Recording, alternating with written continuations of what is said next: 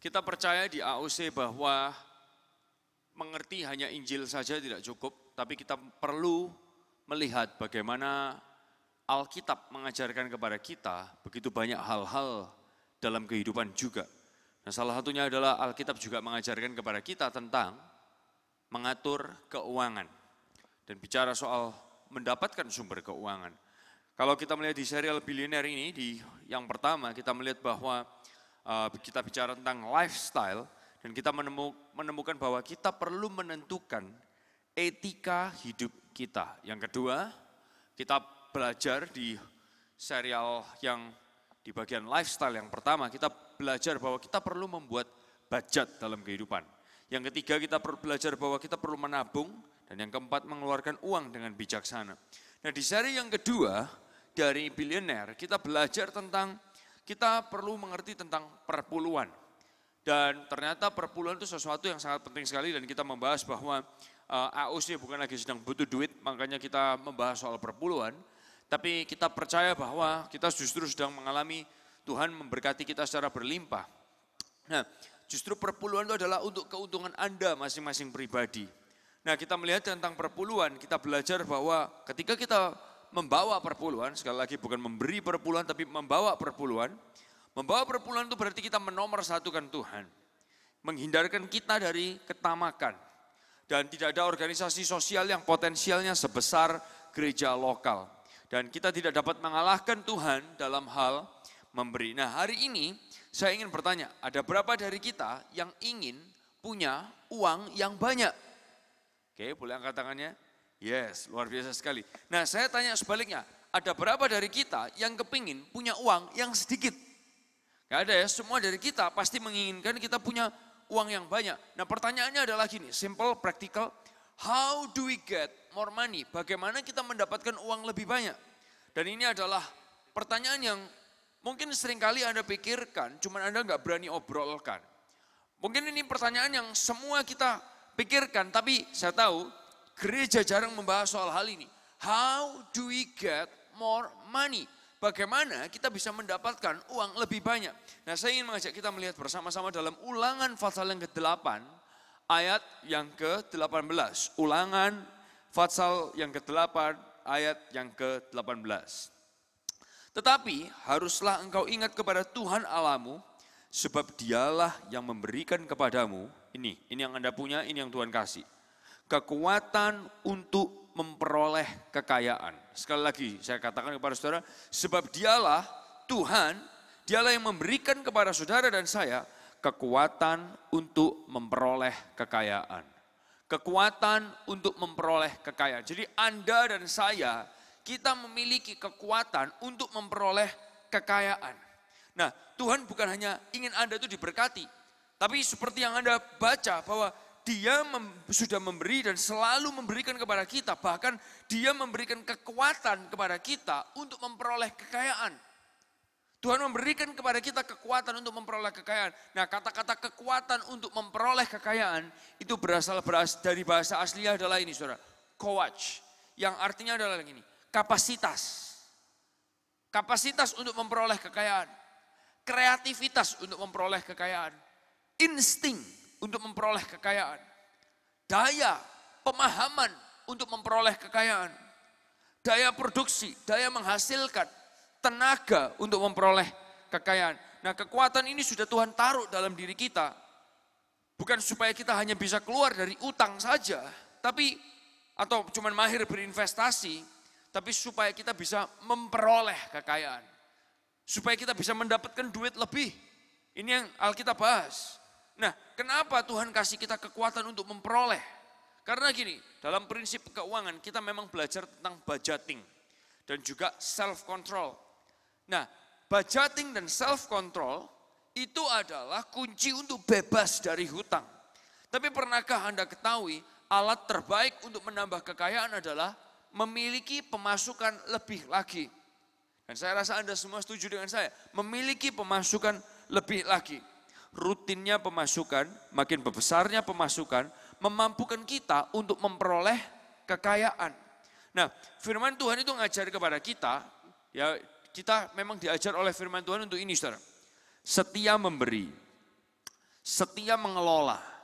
Tapi bukan hanya setia memberi dan setia mengelola saja. Alkitab juga mengajarkan kepada kita setia menerima. Setia menerima. Boleh katakan bersama dengan saya? Setia apa? Menerima. Nah, setia menerima itu berarti gini, punya pemasukan dan penghasilan. Punya pemasukan dan penghasilan. Setia menerima. Makanya Tuhan juga memberi kepada kita kekuatan untuk mendapat pemasukan atau penghasilan. Tuhan memberikan kepada kita kekuatan untuk mendapat pemasukan dan penghasilan. Nah, tapi sekarang kenyataannya dan pertanyaannya adalah gini, bagaimana caranya kita mendapatkan uang lebih? Kalau penghasilan kita konstan saja, tetap saja setiap bulan. Nah, ada sebuah cerita di Alkitab dalam Kejadian pasal yang ke-41, saya ingin mengajak kita melihat ayat ini bersama-sama. Kejadian 41, ayat ini mengajarkan kepada kita bagaimana di negara Mesir waktu itu. Di Mesir, mereka akan mengalami 2 musim. Yang pertama itu adalah 7 tahun mereka ngalamin kelimpahan yang sangat luar biasa. Dan kemudian 7 tahun berikutnya mereka akan ngalamin masa kelaparan yang sangat luar biasa. Nah, 7 tahun kelimpahan dan 7 tahun kelaparan. Nah, di momen itu akan terjadi, Tuhan menaruh seorang yang bernama Yusuf, diposisikan oleh Tuhan untuk berada di Mesir di saat itu. Nah, untuk menerjemahkan mimpinya Firaun. Karena waktu itu Firaun dia dapat mimpi dan kemudian Yusuf yang menerjemahkan dan itu adalah arti dari mimpi tersebut. Dan setelah Yusuf menerjemahkan mimpi Firaun tersebut, ini yang terjadi. Kejadian 41 ayat yang ke-46 sampai yang ke-49. Kejadian 41 ayat 46 sampai 9. Maka pergilah Yusuf dari depan Firaun, lalu dikelilinginya seluruh tanah Mesir. Tanah itu mengeluarkan hasil bertumpuk-tumpuk dalam ke-7 tahun kelimpahan itu. Maka Yusuf mengumpulkan segala bahan makanan ke-7 tahun kelimpahan yang ada di tanah Mesir. Lalu disimpannya di kota-kota, hasil daerah sekitar tiap-tiap kota disimpan di dalam kota itu. Demikianlah Yusuf menimbun gandum seperti pasir di laut, sangat banyak sehingga orang berhenti menghitungnya karena memang tidak terhitung. Jadi ini adalah momen kelimpahan mereka selama 7 tahun dan itu yang Yusuf lakukan. Nah, di season yang kedua, di bagian yang kedua, di 7 tahun kelaparan mereka ini yang terjadi. Dari Kejadian 41 ayat 53 sampai yang ke-57. Setelah lewat ke-7 tahun kelimpahan yang ada di tanah Mesir itu, mulailah datang 7 tahun kelaparan seperti yang telah dikatakan Yusuf. Dalam segala negeri ada kelaparan, tetapi perhatikan, di seluruh negeri Mesir ada roti. Nah, ayat 55, ketika seluruh negeri Mesir juga sekarang menderita kelaparan, dan rakyat berteriak minta roti kepada Firaun, berkatalah Firaun kepada semua orang Mesir, pergilah kepada Yusuf, perbuatlah apa yang akan dikatakannya kepadamu. Ayat 56, kelaparan itu merajalela bukan hanya di Mesir, tapi di seluruh bumi. Maka Yusuf membuka segala lumbung dan menjual gandum kepada orang Mesir, sebab makin hebat kelaparan itu di tanah Mesir. Juga dari seluruh bumi datanglah orang ke Mesir untuk membeli gandum dari Yusuf, sebab hebat kelaparan itu di seluruh bumi. Anda bisa bayangkan, ini yang terjadi. 7 tahun kelimpahan, kemudian 7 tahun kelaparan. Dan kelaparan bukan hanya terjadi di satu bangsa, yaitu negara Mesir, tapi kelaparan itu terjadi di seluruh bumi. Dengan arti kata, semua negara mengalami kelaparan. Semua negara mengalami kelaparan. Dan Anda bisa bayangkan ketika semua negara ngalamin kelaparan, Mesir jadi satu-satunya sumber untuk menyediakan supply. Jadi semua orang datang ke satu negara yang namanya negara Mesir, Anda bisa bayangkan. Nah, di saat-saat ekonomi susah, kondisi ekonomi susah di dunia ini, Mesir bisa merajai perekonomian seluruh dunia. Bahkan seluruh bumi datang ke Mesir untuk menyambung hidup. Nah, dalam cerita ini, ada beberapa prinsip yang kita bisa pelajari. Kalau saudara lihat Yusuf, dia dari orang yang bukan siapa-siapa, dia naik sampai dia jadi orang nomor 2 di Mesir. Orang terhebat nomor 2 di Mesir. Kalau Anda melihat cerita Jokowi sangat menginspirasi, dari wali kota naik jadi gubernur sampai jadi pemimpin negara. Tapi pernahkah Anda ketahui Yusuf ini cerita yang sangat luar biasa. Dia dari orang tahanan, bangsa lain. Oke? Sampai dia jadi orang nomor 2 di Mesir. Dan ini sesuatu yang sangat menarik. Ada beberapa poin yang dapat kita pelajari. Yang pertama adalah ini. Yusuf ngajarin di momen itu, apa yang dilakukan? Yang pertama adalah disiplin dalam mengeluarkan uang. Disiplin dalam mengeluarkan uang. Saya ulang sekali lagi, disiplin dalam mengeluarkan uang. Pernahkah Anda ketahui, waktu di momen itu, yang dilakukan oleh Yusuf dan Mesir, ayat dari Kejadian 41, ayat 34 sampai 36, ayat itu berkata, baiklah juga Tuanku Firaun berbuat begini, yakni menempatkan penilik-penilik atas negeri ini, dan dalam ke-7 tahun kelimpahan ini, dalam ke-7 tahun kelimpahan itu ya, ini yang dia lakukan. Memungut 1/5 dari hasil tanah Mesir. Memungut 1/5. Mereka harus mengumpulkan segala bahan makanan dalam tahun-tahun baik yang akan datang ini. Dan di bawah kuasa Tuanku Firaun, menimbun gandum di kota-kota sebagai bahan makanan, serta menyimpannya. Perhatikan kata-kata ini. Setelah tadi dia ngomong memungut, sekarang bicara soal menyimpan. Demikianlah segala bahan makanan itu menjadi persediaan untuk negeri ini, dalam ke-7 tahun kelaparan yang akan terjadi di tanah Mesir, supaya negeri ini jangan binasa karena kelaparan. Jadi Yusuf bilang, yes, di momen 7 tahun pertama, kita mengalami panen besar-besaran. Di momen 7 tahun pertama, kita ngalamin kelimpahan yang luar biasa. Ini yang harus dilakukan. Ya, kamu boleh makan, kamu boleh nikmati semuanya, kamu boleh enak-enak. Tapi ini yang diajak lakukan.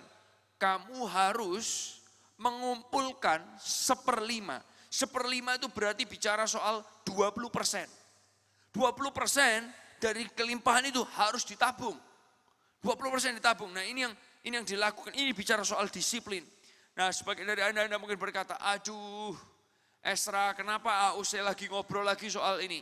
Minggu lalu sudah ngobrol soal bagaimana kita perlu membawa perpuluhan. Tapi di minggu ini kenapa kita ngobrol soal ini? Nabung, why? Kenapa? Bagaimana kita bisa nabung kalau kita sudah harus memberi, lalu kemudian sekarang kita harus menabung. Pernahkah Anda ketahui, kita belajar di Billionaire serial yang lalu, 2014, Anda boleh lihat juga bagaimana semua kita tuh punya uang ekstra. Kita punya uang ekstra. Hah? Kok bisa? Kamu gak tahu penghasilanku udah mepet banget. Yes, semua kita punya uang ekstra. Ini perhatikan. Kalau Anda masih jajan di luar, ya Anda masih beli makanan di luar, berarti Anda punya uang ekstra. Kalau Anda masih bisa beli sate dan bakso, berarti Anda punya uang ekstra. Kalau Anda masih bisa beli jajan di Indomaret, berarti Anda punya ekstra. Kalau Anda bisa beli kopi yang seharusnya Anda nggak terlalu perlu, berarti Anda punya uang ekstra. Kalau Anda masih bisa selalu ke Starbucks, berarti Anda punya uang ekstra. Kalau Anda nonton di Premiere daripada di studio biasa, berarti Anda punya duit ekstra. Kalau Anda pakai paket internet yang ekstra, berarti Anda punya duit ekstra. Kalau Anda masih sering ngafe, berarti Anda punya duit ekstra. Nah, ini adalah hal-hal yang mungkin, aduh itu loh cuman duit berapa. Bapak pernahkah Anda ketahui, kita adalah orang Indonesia dan kita paham kata-kata ini. Sedikit demi sedikit lama-lama menjadi bukit. Dan Anda bisa bayangkan kalau itu jadi lifestyle, tumpukannya banyak banget. Nah, saya bertumbuh dulu waktu saya sekolah di Kanada. Saya bertumbuh dengan kondisi keuangan yang sangat pas-pasan. Saya mau jajan ini itu harus semua hitung. Dan saya terbiasa menghitung jumlah kadar makanan dalam setiap makanan yang saya beli. Saya paling anti untuk mengeluarkan duit untuk Starbucks dan lain sebagainya. Karena buat saya proteinnya nggak ada, fatnya yang banyak. Proteinnya nggak ada, lemaknya aja yang banyak. Nah, tapi saya punya adik, Pastor Elisheba. Pastor Elisheba, dia tuh sukanya jajan. Dan nggak ada apa-apa, dia pergi ke Indomaret, dia beli camilan. You know, kadang maunya pergi ke Indomaret beli aqua, tapi beli aquanya beberapa, tapi yang banyak adalah jajannya. Taro lah, ciki lah, dan lain sebagainya. Nah, sampai suatu ketika, kita mengadakan puasa 40 hari di gereja kita. Dan Pastor Elisheba dia memutuskan untuk puasa dari jajan. Puasa dari jajan. Anda tahu apa yang terjadi? Sebagian Indomaret tutup karena omsetnya menurun hanya karena ada satu pendeta puasa 40 hari. Tidak beli di sana. Nah, tapi ini yang dia lakukan. Dan pernahkah saudara ketahui, kalau saudara renungkan bahwa semua kita punya duit ekstra, dan kita bisa meminimalkan pengeluaran ekstra yang tidak terlalu penting, sehingga itu bisa menjadi income buat saudara. Hanya dengan menemukan uang ekstra saudara. Nah ini yang dilakukan oleh Yusuf. Di masa kelimpahan kamu boleh makan luar biasa, kamu boleh nikmati. Tapi semua negara kita harus mengumpulkan 1/5. Bicara tentang 20% harus kita kumpulkan, harus kita tabung.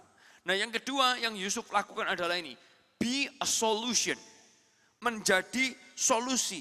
Anda bisa bayangkan waktu itu, di masa-masa pelik, Yusuf ini jadi solusi. Ayat 55, ketika seluruh negeri Mesir menderita kelaparan, ya dari Kejadian 41 itu, dan rakyat berteriak meminta roti kepada Firaun. Berkatalah Firaun kepada semua orang Mesir, pergilah kepada Yusuf, perbuatlah apa yang dikatakannya kepadamu. Anda bisa bayangkan, seluruh bangsa itu datang kepada siapa? Yusuf. Dan bukan hanya seluruh bangsa itu, seluruh bangsa-bangsa yang lain yang juga menderita kelaparan, mereka datang ke Mesir, lalu kemudian disuruh ketemu sama siapa? Sama Yusuf. Anda bisa bayangkan momen ini, sesuatu yang sangat menarik sekali. Yusuf bukan cuma memberikan makanan, Yusuf bukan cuma kasih uang, tapi Yusuf itu memberikan solusi di masa susah.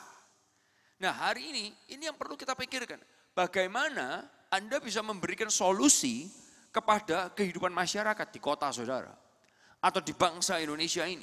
Dan dari berpikir seperti itu bisa menjadi sebuah kesempatan bisnis baru buat Anda. Coba kalau saudara renungkan, hari-hari ini orang itu udah malas keluar duit, orang malas beli, pasar udah sangat sepi, orang malas jajan. Apalagi ditambah kalau di kota Jakarta, kalau di kota Surabaya, itu trafficnya udah tambah lama tambah macet. Udah malas beli, udah malas untuk mengeluarkan duit, ditambah traffic. Jadi akhirnya double malas. Tapi kemudian ada orang yang memikirkan solusi untuk masyarakat. Bagaimana supaya meskipun macet, meskipun rada malas, tapi mereka bisa tinggal pesan lalu kemudian barangnya datang. Dan mereka menciptakan sebuah ide bisnis yang namanya adalah ini saudara, Gojek. Gojek yang lagi di mana-mana. Di Jakarta menjamur banget. Why? Karena ini adalah solusi buat masyarakat. Lu malas keluar, call aja Gojek aja. Tinggal di Gojek aja. Dan mereka kirimkan buat saudara, Anda langsung bayarnya di depan pintu ketika terima barang. Ini yang mereka lakukan. Akhirnya ini menciptakan sebuah bisnis yang sangat luar biasa.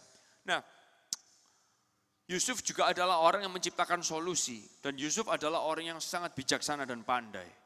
Izinkan saya berkata, kalau Anda adalah orang Kristen, Anda memang perlu percaya berkat Tuhan mengalir atas kehidupan saudara. Anda perlu percaya mujizat itu ada. Tapi izinkan saya juga berkata, sebagai orang Kristen, kita harus jadi orang yang pintar.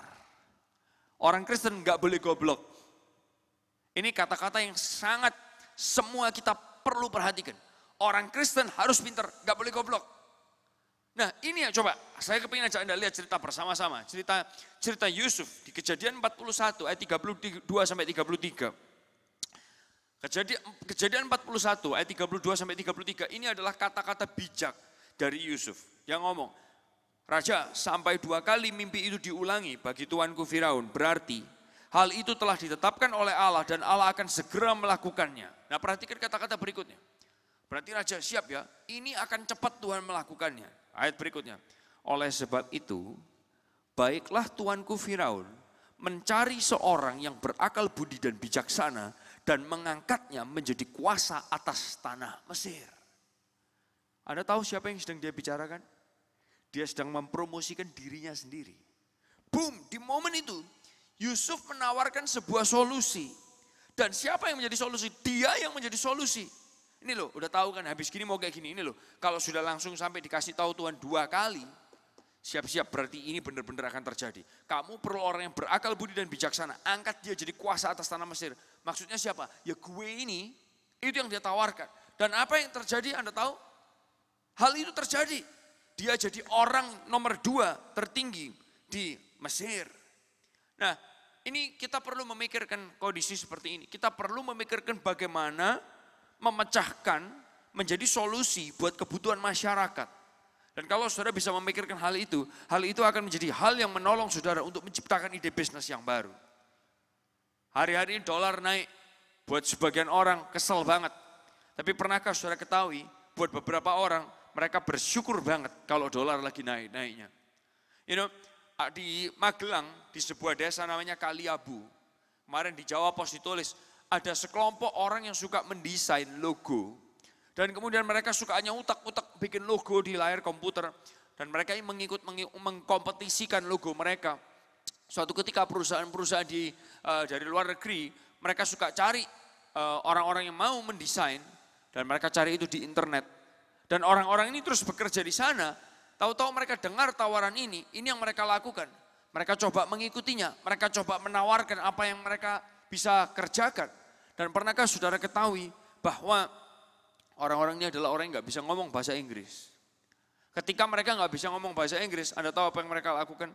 Mereka pakai Google Translate untuk mentranslatekan peraturan-peraturannya dan kriteria-kriterianya, permintaan-permintaannya. Hanya modal Google Translate mereka bisa ngerti apa yang harus dikerjakan. Dan saudara mau tahu apa yang terjadi? Buat orang-orang ini, ketika mereka mengerjakan logo tersebut, mereka terus happy meskipun dolar lagi naik. Buat mereka itu bukan sesuatu beban yang sangat berat, tapi sesuatu berkat yang tersendiri buat mereka. Anda lihat, yang lain lagi ada orang yang bernama Abdul Rahman Aris. Abdul Rahman Aris, jangan sampai salah ya. Umurnya 24 tahun. Kerjaannya jadi blogger. Jadi blogger, dia cuma membuat blog dan dia selalu menulis banyak hal di blog tersebut. Dan ini yang menarik sekali. Ketika dia nulis di situ terus, akhirnya banyak orang yang follow dia, banyak orang yang ngikutin dia. Akhirnya sekarang dia punya penghasilan US dollar. Karena dia tahu ada begitu banyak orang yang membutuhkan blog yang dia tulis. Nah ini memikirkan untuk menjadi solusi itu bisa menciptakan sebuah bisnis baru. Anda bisa pikirkan kalau hari-hari ini mungkin ada begitu banyak orang-orang yang mungkin kesulitan dengan pembantu. Coba Anda pikirkan bagaimana menciptakan solusi untuk orang-orang yang kesulitan dengan pembantu.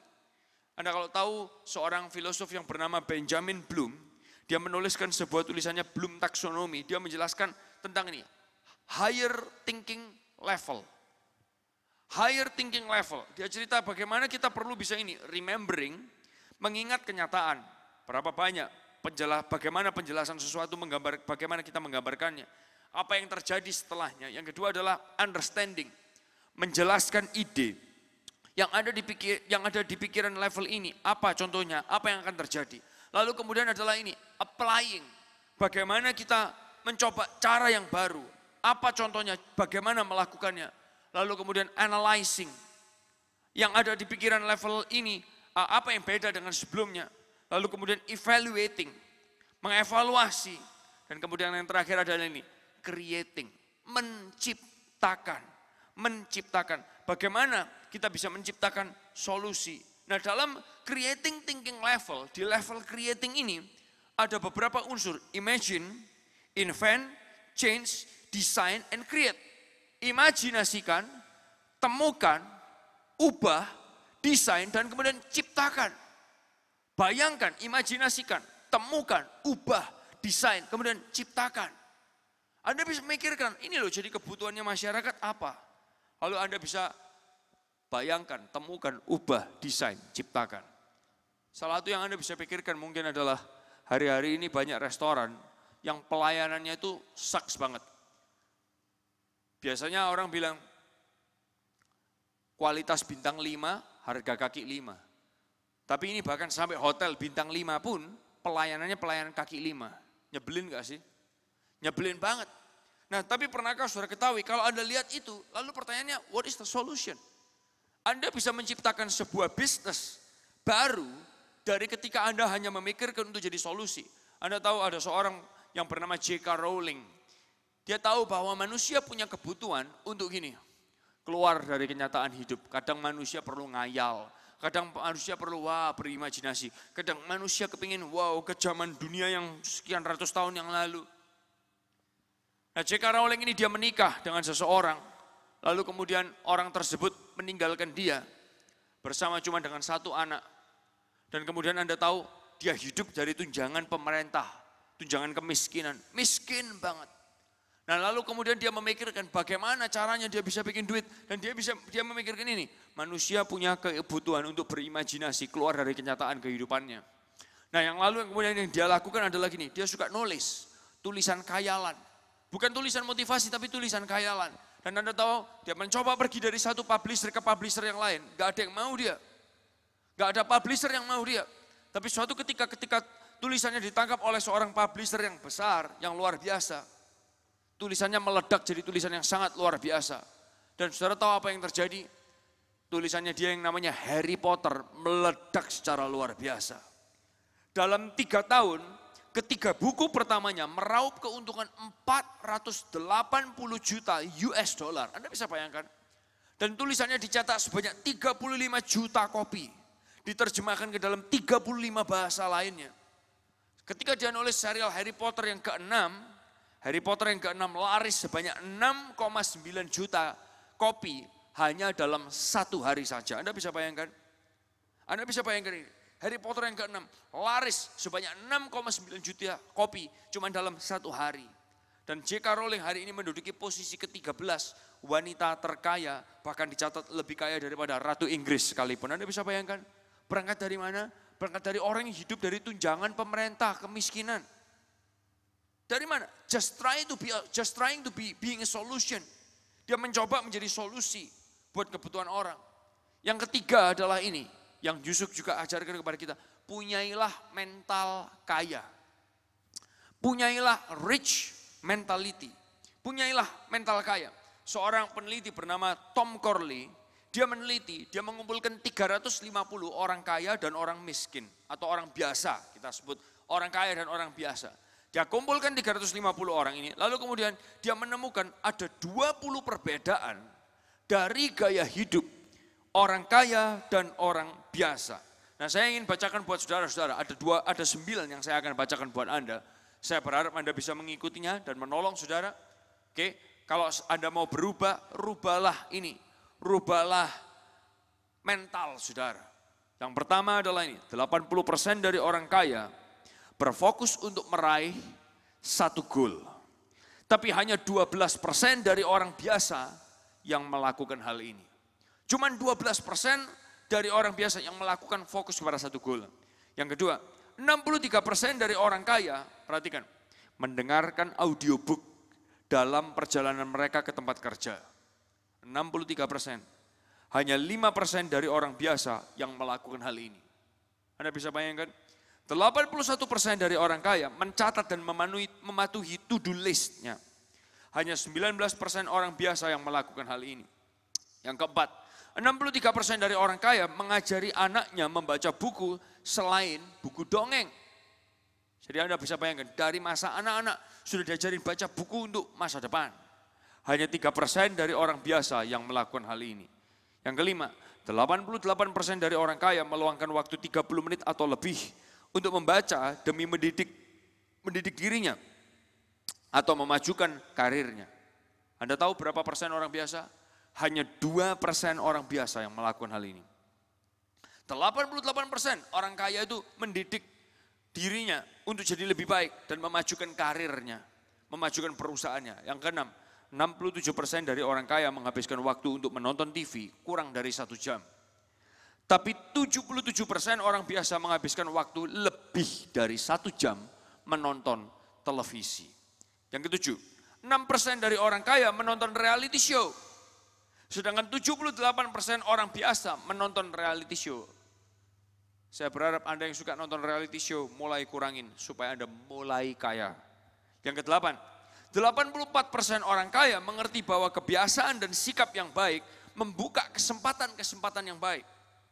Hanya 4% orang biasa yang mengerti akan hal ini. Anda akan perhatikan lebih lanjut lagi.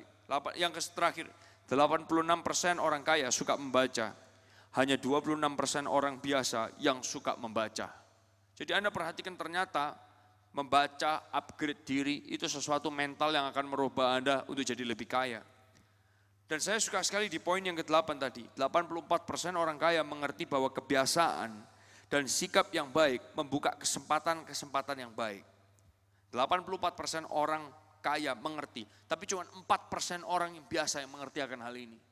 Anda tahu, gak heran, saya tuh ketemu sama seseorang, orang ini, dia tuh ketika saya dikatakan, orang ini mau datang, Saya ingat banget tentang orang ini. Bertahun-tahun yang lalu saya ketemu sama dia. Dia adalah orang itu, yang saya ingat adalah gini. Dia kalau makan pakai sistem Jepang. Namanya sistem cawo. Saudara tahu sistem cawo? Itu Jepang yang di daerah Jawa Timur. Oke. Dia suka makan sistem cawo pakai tangan. Bahkan bukan cuma makan pakai tangan di piringnya saja. Ketika makan tengah ada ayam, ada ikan, ada macam-macam. Dia pakai sistem cawo di tengah-tengah makan bareng sama orang banyak. Kira-kira Anda gimana? Wah, aku senang banget. Kalau Anda adalah orang tua yang punya anak cewek, Anda mungkin akan berkata, aku kepingin loh punya mantu yang seperti itu. Bakal ngomong kayak gitu, saudara? Saya tantang saudara kalau saudara masih mau mikir seperti itu.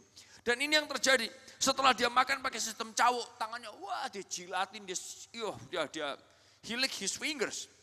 Dan kemudian setelah itu, dia bawa lap yang selalu dia bawa kemana-mana. Nama lapnya adalah celana. Dia lapkan tangannya di celana. Anda bisa bayangkan orang yang seperti ini. Dia punya kebiasaan yang seperti itu. Kalau seandainya Anda adalah orang yang sedang mencari rekan bisnis. Atau pegawai yang membutuhkan posisi kepercayaan. Akankah saudara cari orang seperti ini? Akankah saudara cari orang seperti ini? Atau mungkin Anda lihat ada mungkin pegawai. Anda cari pegawai atau partner kerja. Dan kemudian Anda ketemu dengan seorang yang kalau duduk, kakinya tuh sukanya peting kerangan. You know? Akankah saudara cari orang seperti itu? Calon menantu yang kayak gitu? Dan tulisan ini berkata, 84% orang kaya mengerti bahwa kebiasaan dan sikap yang baik itu membuka kesempatan-kesempatan yang baik. Oleh karena itu salah satu yang Anda dapat lakukan adalah robah kebiasaan dan sikap saudara. Itu membuka pintu lebih banyak untuk kesempatan-kesempatan yang baik buat saudara. Beberapa tulisan yang saya kepingin ajak saudara lihat bersama-sama, karena ternyata kaya atau orang biasa di sini bukan ditentukan dari seberapa banyak duit yang saudara punya, tapi kaya atau biasa itu ditentukan dari kualitas mental kita. Kualitas mental kita, kaya atau miskin itu ternyata dari mental. Nah, ada beberapa tulisan yang juga akan menolong saudara. Average people have lottery mentality. Rich people have action mentality. Orang yang biasa itu punya mental gini, kayak menang lotre. Ya, mereka mempunyai mental lotre. Ya, siapa tahu menang, kalau menang syukur. Kalau enggak ya nasib lah, bagaimana lagi. Tapi orang kaya mempunyai mental ini, bertindak, memikirkan untuk bertindak. Nah, yang berikutnya, Anda akan suka ini. Orang biasa hidup melebihi pendapatan mereka. Orang kaya hidup di bawah pendapatan mereka. Ini, orang biasa tuh kepingin dilihat kaya. Dia hidup melebihi pendapatan mereka. Orang kaya justru hidup di bawah pendapatan mereka. Ini yang cukup mengagetkan dan perlu semua saudara pikirkan. Anda tahu, saya dapatkan foto ini dan foto ini cukup membuat saya tercengang. Kalau saudara lihat dua gambar orang di layar ini, mereka adalah bilioner yang sangat luar biasa, yang sangat terkenal. Dia adalah Steve Jobs, pendiri dan pendesain Apple, Macintosh. Dan satu lagi adalah Bill Gates. Mereka adalah orang yang sangat terkenal. Nah, Bapak Ibu Saudara dikasih Tuhan, kalau saudara lihat dalam foto ini, tulisannya dikatakan seperti ini. Not a pair of Louboutins or Gucci belts inside. Dia nggak pakai sepatunya Louboutins yang sangat terkenal, atau mungkin pakai sabuknya Gucci yang nongol di sana. Enggak. Nah, Bapak Ibu Saudara dikasih Tuhan, kenapa? Karena beneran kaya banget, mereka invest uang mereka ke hal-hal yang bernilai. Hal-hal yang naik nilainya di kemudian hari. Nah, seringkali orang berpikir, wah kalau aku gak pakai certain brand, maka aku gak kelihatan kayak, wah glamorous. Seringkali orang biasa punya mental, mereka hidup lebih daripada pendapatan mereka, tapi orang kaya hidup di bawah dari income mereka. Nah, ini yang menarik sekali. Saya tahu kita hidup di zaman apalagi negara Indonesia lagi mulai, lifestyle-nya ngikutin banget orang-orang. Rasanya kalau nggak pakai certain brand itu rasanya kita tuh nggak wah gitu loh. Tapi siapa bilang? Saya pernah berjumpa dengan sepasang suami istri yang mereka kaya banget. perusahaannya gede banget di Indonesia. Mainannya bukan mainan mobil, bukan mainan rumah, tapi mainan pulau. Belinya beli pulau.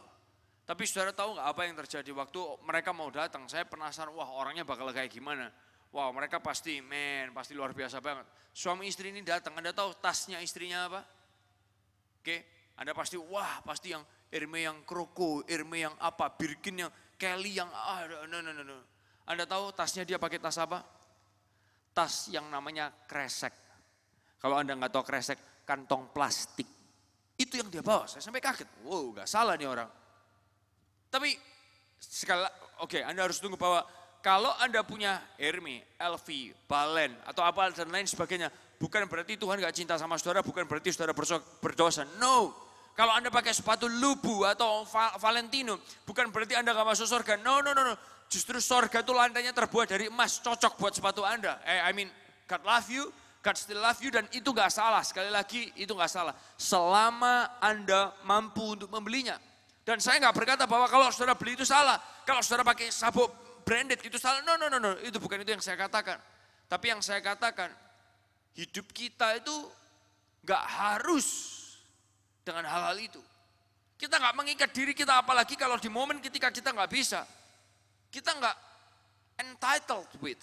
Kita gak terikat dengan itu. Itu bukan jati diri kita. Bisa diikuti Bapak Ibu saudara sekalian. Justru kalau saudara gak pakai barang branded, Anda kayak Steve Jobs sama kayak Bill Gates. Kalau Anda gak pakai barang, kalau Anda tas Anda belum Kelly, belum LV, belum Hermes, belum Balen, belum saya nggak tahu Dior, belum lain sebagainya, Anda masih bisa bawa kantong kresek. Berarti Anda seperti orang yang sudah kayak bilioner yang sudah bisa beli pulau. Anda tahu apa yang saya bicarakan? Kita nggak harus punya mental yang seperti itu. Justru mentalnya orang kaya adalah mereka hidup di bawah pendapatan mereka. Bapak Ibu Saudara, bayangkan kalau kita semua ini belajar disiplin dalam pengeluaran kita, memikirkan bagaimana bisa menjadi solusi buat kebutuhan masyarakat, sehingga muncul ide bisnis baru. Kita punya mentalnya orang kaya, suka belajar, hidup di bawah dari pendapatan kita, bukan sok kaya, tapi mental yang kaya. Saya percaya kehidupan saudara akan ngalamin berkat Tuhan yang luar biasa. Bapak Ibu saudara dikasih Tuhan, AOC, kita tidak memikirkan untuk merampok keuangan saudara.